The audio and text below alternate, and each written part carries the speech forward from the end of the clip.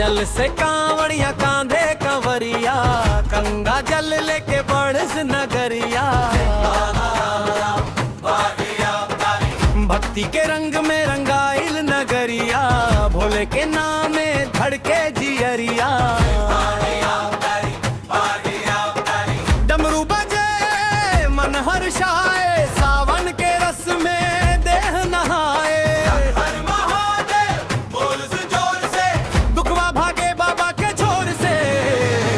चल से कांवड़िया बाबा धाम हो, बोल बम गूंजे हर नाम हो। चल से कांवड़िया बाबा धाम हो, भोले बाबा पूरा करी है काम हो।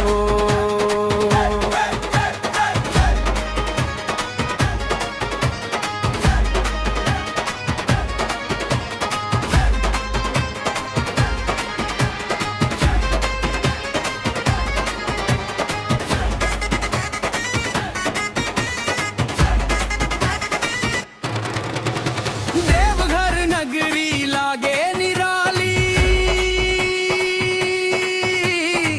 भक्तन पर बरसे कृपा वाली। दूध बेला पत्र हाथे सजा के, मन के मनौती गाई लगा के। कांवरिया संगे जब चाल चले, हाकल देहिया फिरो जाग उठे।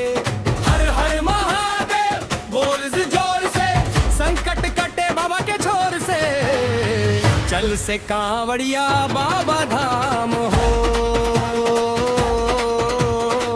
बोले बम गूंजे हर नाम हो। चल से कांवड़िया बाबा धाम हो, भोले बाबा पूरा करी है काम हो।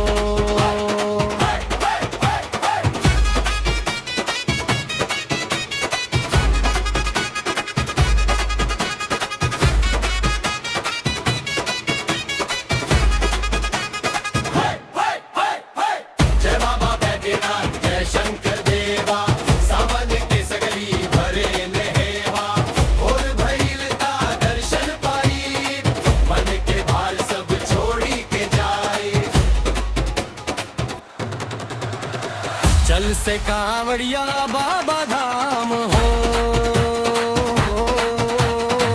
बोले बम गूंजे हर नाम हो। चल से कांवड़िया